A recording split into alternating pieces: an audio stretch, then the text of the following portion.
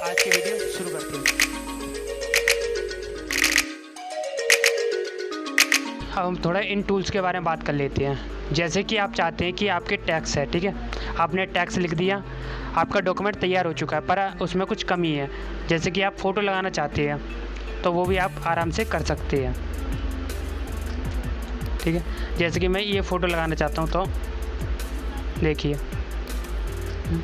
अगर आप इसकी डायरेक्शन चेंज करना चाहते हो तो डायरेक्शन भी चेंज कर सकते हो यहाँ से, ठीक है, पोजीशन से, कि मैं इस डायरेक्शन में रखना चाहता हूँ या इसमें या इसमें या इसमें, ठीक है। लीजिए, डायरेक्शन इसकी चेंज हो रही है, या यहाँ पर या यहाँ पर, ठीक है। आपको समझ में आ रही हो किस तरीके से मैं इसकी डायरेक्शन चेंज कर रहा हूँ। इसी के साथ साथ अगर इसको एडिट करना है, ठीक है, तो वो भी हम कर सकते हैं, ठीक है। तो हमारे पास कुछ एक्टिविटी हैं इसके लिए, देखिए एडिट हो रही है थोड़ी थोड़ी, ठीक है। हो गया, हमारे डॉक्यूमेंट में पिक्चर ऐड होगी। हम जाते हैं क्लिप आर्ट में। तो क्लिप आर्ट में क्या है, टॉपिक होते हैं। जैसे हमारे पास अगर हम डॉक्यूमेंट में ये लगाना चाहते हैं या ये लगाना चाहते हैं तो क्लिप आर्ट का हम यूज़ कर सकते हैं, ठीक है। लीजिए, आप समझिए हो क्लिप आर्ट में क्या क्या चीज़ें हो सकती हैं, ठीक है। कुछ बहुत सारी पिक्चर्स होती है हमारे पास, उसका हम आराम से अच्छी तरह से यूज क्लिप आर्ट से अपने डॉक्यूमेंट में कर सकती हैं। इसके बाद आती है हमारी कुछ शेप, ठीक है, शेप एरी। अगर आप अपने टॉपिक को कोई शेप देना चाहते हैं, जैसे कि मैं ये शेप देता हूँ, या मुझे ये अच्छी लग रही तो मैं ये रख लेता हूँ, जैसे कि मैं ये रखता हूँ, ठीक है। तो इसमें मुझे कुछ ऐड करना हो, मतलब मुझे थोड़ी इसकी एडिटिंग करनी हो तो एडिटिंग कर सकता हूँ, कलर कर सकता हूँ, ठीक है, यहाँ से, ठीक है, स्टाइल से, ओके। तो इसके अंदर कुछ टैक्स लिखना चाहते हो, यहाँ से भी आप टैक्स लिख सकते हैं, ठीक है।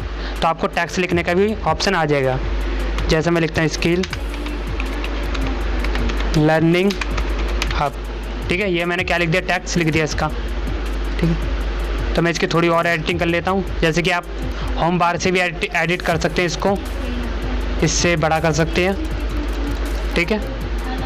आ गया ना बड़ा, बोल्ड कर सकते हैं, इटैलिक कर सकते हैं, इसके साथ साथ अंडरलाइन कर सकते हैं। और ये वाले टूल्स हमने कल सीखे हुए थे, तो हम आराम से इसको यूज़ कर सकते हैं। देखिए कितना अच्छा लग रहा है ना। इसके बाद आती है हमारी स्मार्ट आर्ट। तो स्मार्ट आर्ट ज़्यादातर मैथ के फॉर्मूले के लिए यूज़ होती है, ठीक है। इसी के साथ साथ एक्सेल में ज़्यादातर इसका यूज़ होता है, पर हम इसका अपने कोई टॉपिक या डॉक्यूमेंट बना रहे हैं तो उसमें भी यूज़ कर सकते हैं, ठीक है। तो उदाहरण के लिए मैं कोई साइकिल तो ठीक है, तो मैं इसका यूज़ कर लिया। मैं इसके साथ साथ इनमें कुछ लिख भी सकता हूँ, ठीक है। उदाहरण के लिए लिखता हूँ स्केल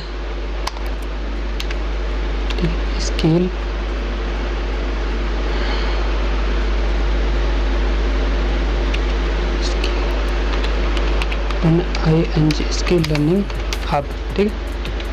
इसके बाद अर्निंग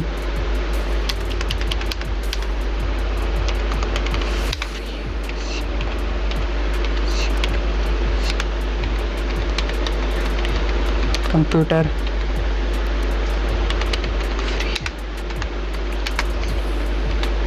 पासवर्ड फ्री इंटरनेट। अगर किसी बंदे को अपनी प्रोफाइल दिखा रहे तो कुछ प्रोफाइल आप ऐसी भी कर सकते हैं, अपने डॉक्यूमेंट में कुछ इस तरीके से बदलाव कर सकते हैं तो बड़ा अच्छा लगे आपका डॉक्यूमेंट, ठीक है। इसको मैं डिलीट कर देता हूँ, ठीक है। जैसे कि आप समझ गए स्मार्ट आर्ट का भी। इसके बाद आते हैं हमारे कुछ चार्ट्स, ठीक है।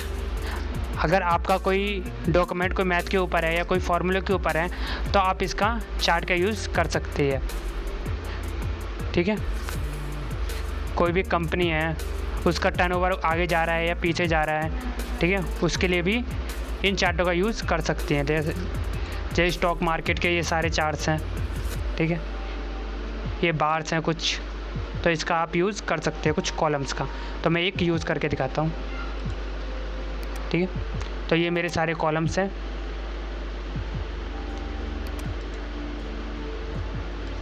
आप चाहें तो इसमें कुछ एडिटिंग कर सकते हैं आपके थ्रू, ठीक है। जो जैसा आप चाहते हैं क्या अपने चार्ट में दिखाना, वैसे आप यहाँ पर कुछ भी लिख सकते हैं, ठीक है। तो मैं इसको अभी के लिए डिलीट कर देता हूँ, ठीक है। ठीक है, आगे देखो हमारे डॉक्यूमेंट में क्या आ गया, चार्ट ऐड हो चुका है। तो इसको अभी के लिए मैं फ़िलहाल डिलीट करता हूँ, ठीक है। इसके बाद आती है हमारी कुछ लिंक्स, ठीक है। अगर आपने कोई डॉक्यूमेंट लिख लिया, ठीक है, जैसे कि मैंने ये skill learning hub pre computer coaching centre, अब मैं चाहता हूँ कि इसके अंदर कुछ लिंक लगाना, तो मैं क्या करूँगा, यहाँ पर अगर मैं डॉक्यूमेंट का कोई लिंक लगाना चाहता हूँ तो उसका भी लगा सकता हूँ। उदाहरण के लिए मैं क्या करता हूँ,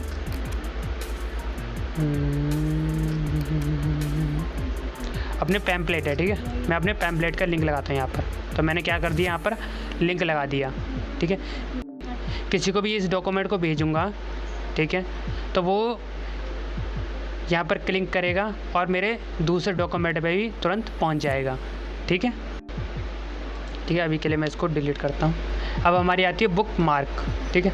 बुक मार्क क्यों यूज़ करते हैं हम बताते हैं। अगर जैसे कि एक लंबी कहानी है, कोई लंबा डॉक्यूमेंट है, ठीक है, आपने उसको आधा पढ़ लिया पर आधा किसी कारण आपको छोड़ना पड़ा, ठीक है। जैसे कोई काम अटक जाता है तो हम क्या करते हैं, चलो बाद में पढ़ लेंगे, चलो थोड़ा काम कर लेते हैं, तो उस डॉक्यूमेंट को बहुत कम पढ़ पाते हैं। तो ठीक है, फिर बाद में क्या करते हैं हम, फिर अगली बार आकर उसी डॉक्यूमेंट को दोबारा शुरू से पढ़ना शुरू कर देते हैं। फिर कोई काम आए तो मतलब उसका पूरा उस डॉक्यूमेंट को पूरा फिनिश नहीं कर पाते, तो हम इसके लिए बुक मार्क का यूज़ करते हैं, ठीक है। मैंने ये डॉक्यूमेंट ले लिया, तो मैंने इसका आधा जो मतलब अभी जो डॉक्यूमेंट है मैंने इसको आधा पढ़ लिया है, ठीक है, पर आधा मैं अभी कुछ काम के लिए कारण मैं इसको छोड़ रहा हूँ। तो मैं इसको पहले ऑल सेलेक्ट कर लेता हूँ और बुक मार्क पे चला जाता हूँ, ठीक है। मैंने पास्ट लिखा और ऐड कर दिया। ऐड करने के बाद मैं इस डॉक्यूमेंट को डिलीट कर देता हूँ, ठीक है। वापस मैं MS वर्ड को खोलता हूँ और वापस उस डॉक्यूमेंट पे आ जाता हूँ, ठीक है।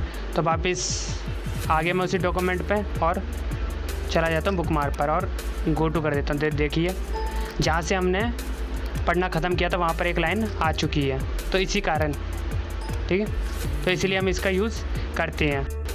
बाकी ये जो तीसरा नंबर है इसका कोई ख़ास यूज़ करना नहीं है, तो हम इसके बारे में ज़्यादा डिस्कस नहीं करते। इसके बाद आ जाते हैं हेडर और फुटर। तो हेडर का यूज़ क्यों किया जाता है, उदाहरण के लिए जैसे ये मेरा डॉक्यूमेंट है, ठीक है, तो डॉक्यूमेंट के ऊपर मैं एक लाइन देना चाहता हूँ, ठीक है, एक मेन टॉपिक देना चाहता हूँ, तो उसके लिए मैं क्या करूँगा, हेडर का यूज़ करूँगा, ठीक है। तो यहाँ पर मैं 2 बार क्लिक करता हूँ तो अपने आप ही हेडर आ जाता है, ठीक है, अपने आप ही क्या हो गया, हेडर आ गया। और दूसरा तरीका ये है कि यहाँ पर भी हम ऐड कर सकते हैं, ठीक है। मैं सॉकर को मैंने यहाँ पर क्लिक किया और हेडर को क्लिक किया। जैसे कि मुझे कोई भी हेडर चाहिए अच्छी तरह जो मेरे डॉक्यूमेंट को दिखा सके सही, ठीक है, तो मैंने ये ले लिया, इसको कटा और लिखा मैंने स्किल लर्निंग हब, ठीक है। तो क्या क्या मैंने लिखा, स्किल लर्निंग हब। तो आप समझ गए होंगे कि किस तरीके से आप इसका यूज़ करेंगे। इसी के साथ साथ अगर आप कुछ नीचे लिखना चाहते हैं, ठीक है, नीचे के लिए क्या करेंगे, हम फुटर का यूज़ करेंगे। फुटर के लिए मैं ये इसका यूज़ करता हूँ। तो जो भी चीज़ आपको नीचे लिखनी है, जैसे कि डेट लिख सकते हैं या और भी बहुत सी चीज़ें लिख सकते हैं, ठीक है। इसको अभी के लिए फ़िलहाल मैं डिलीट कर देता हूँ। इसके बाद आता है हमारे पेज नंबर। पेज नंबर का ज़्यादातर यूज़ होता है जैसे कि आपने 100 डॉक्यूमेंट तैयार कर लिए, ठीक है, पर आप सब पेज में 1 2 3 4 लिखने में कितना टाइम जाएगा, टाइम जाएगा ही जाएगा। अगर आप 1 से शुरू करेंगे तो 100 डॉक्यूमेंट तैयार कर लिए और उसमें नंबर देने हैं तो बहुत ज़्यादा टाइम जाएगा। तो उसके लिए हम क्या कर सकते हैं, उसके लिए हम यूज़ करेंगे नंबर्स का, ठीक है। तो नंबर्स पे हमारे पास बहुत सारे सेक्शन आ जाते हैं, जो आपको अच्छा लगता है उस पर क्लिक कर दिया तो मेरे जो डॉक्यूमेंट के जो ऊपर होगा वो कुछ इस तरीके से दिखाई दे जाएगा, अब जैसे कि उदाहरण के लिए मैं एक नया पेज और ऐड कर देता हूँ इसमें मैं। तो हम पेज ऐड करने के लिए आपको फॉर्मूला बताया था, इंसर्ट पे जाइए और ब्लैंक पेज लगाइए। तो देखो दूसरा नंबर अगर मैं और करता हूँ तो 3-4 ऐसे नंबर अपने आप ही आते रहेंगे। ठीक है, तो इससे हमारा काम भी और ज़्यादा आसान हो जाएगा।